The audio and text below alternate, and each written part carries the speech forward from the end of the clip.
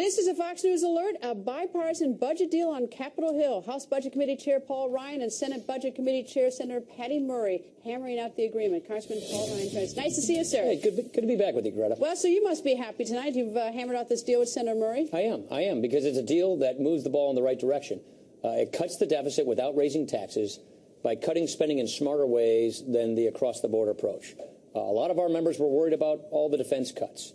We're stopping the military from cutting further, and we're cutting spending in smarter ways on autopilot programs that have been untouched for years by Congress. And we're doing it in a way to make sure that there's no tax increases and that we actually lower the deficit versus doing nothing. So if you take a look at, you want me to walk you through it a little bit? I'm happy to do that. If you take a look at this chart, this shows you what we call discretionary spending, spending on government agency budgets. The blue line on the top here shows you the agreement we had a year ago under the Budget Control Act. The sequester is the red line. That ended up cutting spending. What this green area does is it reflects what we're doing, which is by preventing the military from getting cut any further. We're putting a little bit money back in the sequester here, and we're paying for it by cutting spending in other areas of government. For instance, we're asking public employees to pay a little bit more for their pensions. Our argument is that hardworking taxpayers pay for their pensions in the first place, and their benefits are on average better than the taxpayers who pay for them in the first place. So we've got a number of reforms that are permanent, that actually save more money and pay for some relief of the sequester. We also see that this puts us in the right direction because the numbers down here, a year ago when I was passing a budget in the House, we were hoping for $1.019 trillion in total discretionary spending. We won't hit that spending level until the year 2017 with this agreement. So we're well ahead of schedule, and we're getting more deficit reduction and spending cuts in areas that we've never been able to get before. That's why I think this is a good agreement, and it makes divided government work, and it prevents government shutdowns, which we think is a good idea as well. All right. Well, I should tell you, I love the fact that any deal that's bipartisan in the city is like a really good sign. I like the fact that it's 2 years so that there's some level of certainty for the business community, because that's what's been so painful, these continuing resolutions, no one ever knowing what was going to happen, so it could make business decisions. Other than asking the federal workers to pay a little more in their pensions, where else are you getting the money? There's a lot of things. We're opening up a little bit of the Gulf of Mexico for oil and gas drilling. 172 million barrels of oil, 302 billion cubic feet of natural gas in an area that had been closed off now is going to be opened up. We're saying that deadbeat dads who don't pay for their kids' Medicaid payments need to pay for them. We're making sure that we don't send prisoners checks from the IRS in prison that they shouldn't be getting. Hallelujah. We're making sure that people can't rip off dead people's identity so that they don't keep getting checks from the federal government after they've passed away to go to somebody else. There's a lot of fraud, waste. We also go after corporate welfare.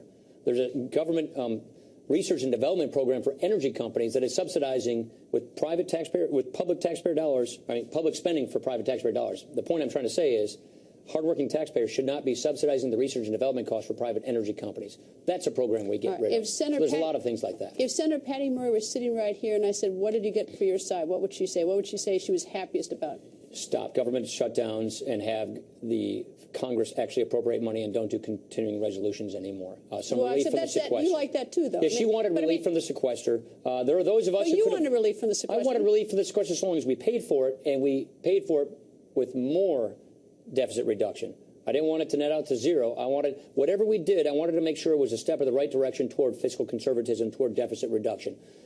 She wanted relief from the sequester. That's where we were able to find common ground. The way we decided to do these negotiations was I had core principles that I was not going to compromise. I'm not going to raise taxes, and I'm going to lower the deficit.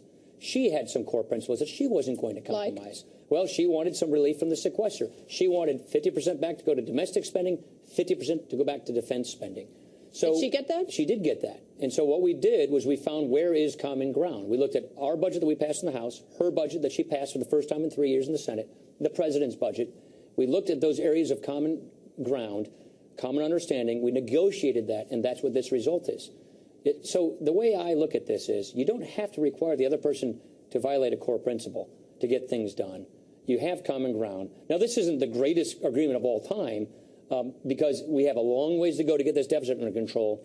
But this is a step in the right direction. Right, well, this has nothing to do with, obviously, with tax reform, right? No, this doesn't deal with taxes. It only deals with the whole budget. All right. One of the things that the Democrats want was to extend unemployment benefits. We didn't do that. All right. No, so there are a number of things they asked for that we wouldn't agree to, and that's one of them. Did you ask for anything that they didn't agree to? Yeah, I wanted to means test Medicare benefits. I wanted to have higher income seniors pay more of their premiums for Medicare. They didn't. They would not agree to that. All right. Have you spoken to Speaker Boehner? Has he been part of this all along? I have.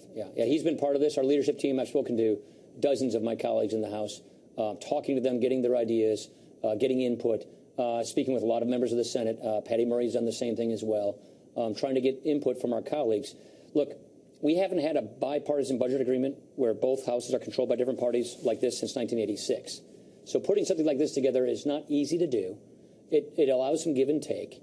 As far as I'm concerned, I think this is a step in the right direction. It advances our principles of fiscal conservatism. More importantly, it stops the government from shutting down in January, and it stops the government from possibly shutting down in October. Does it have? And we think government shutdowns are not in our interest. I think some people would like to see the political distraction of a government shutdown. We would like to focus on doing oversight of the executive branch, oversight on Obamacare, oversight on the IRS, and not focus on these government shutdowns. Does this have any impact at all, directly or indirectly, on the fact that we're likely to hit the debt ceiling sometime in the spring? This does not deal with it. It doesn't touch it. This does not touch the debt ceiling, just like this doesn't touch taxes or tax reform. By limiting it in scope to spending and deficits, we're able to get this kind of an agreement.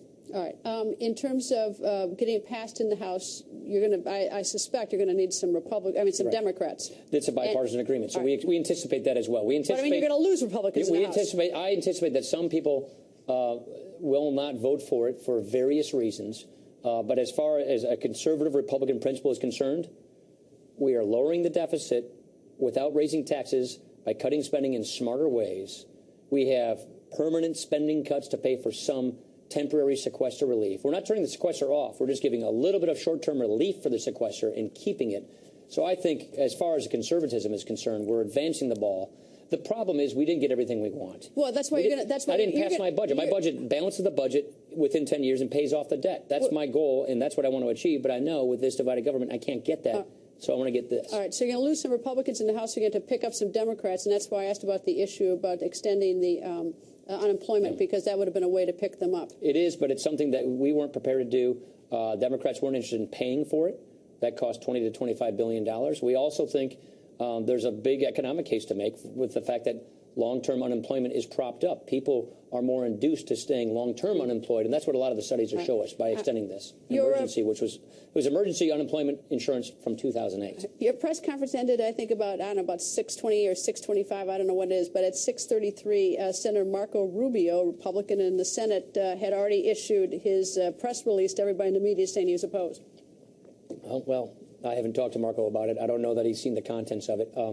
I do expect some people may vote against it for their various political reasons. He has his reasons. In the minority, you don't have to pass things. That's a luxury or not that people have in the Senate. Marco's a very good friend of mine. I'm a big fan of his. I wish he'd support it, but if he doesn't, that's fine.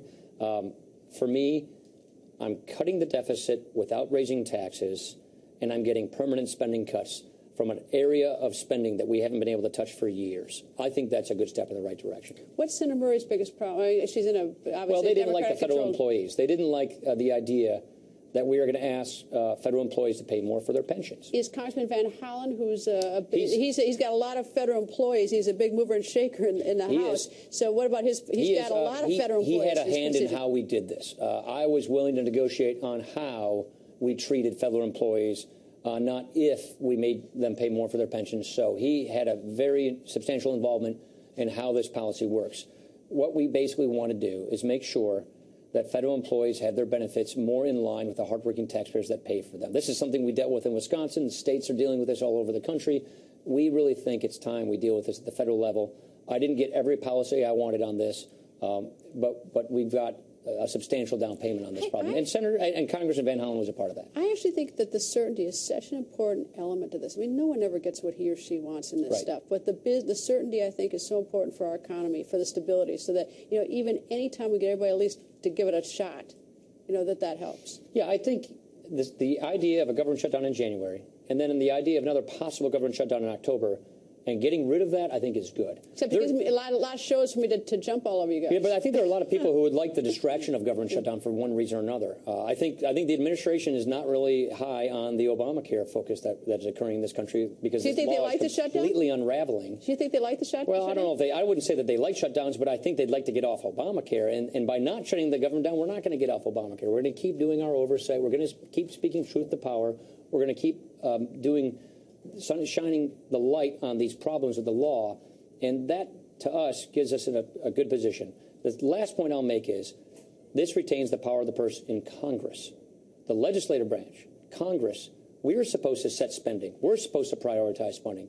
We are supposed to exercise the power of the purse. For the last 3 years, we've been doing these things called continuing resolutions where we delegate that power to the executive branch. So I want Congress to reclaim that power from the administration. Doing something like this guarantees that we do that. Vote likely on Thursday? Yes. All right. Congressman, thank you, and congratulations to both you and Senator Murray. Yeah, thanks, good luck. Appreciate it.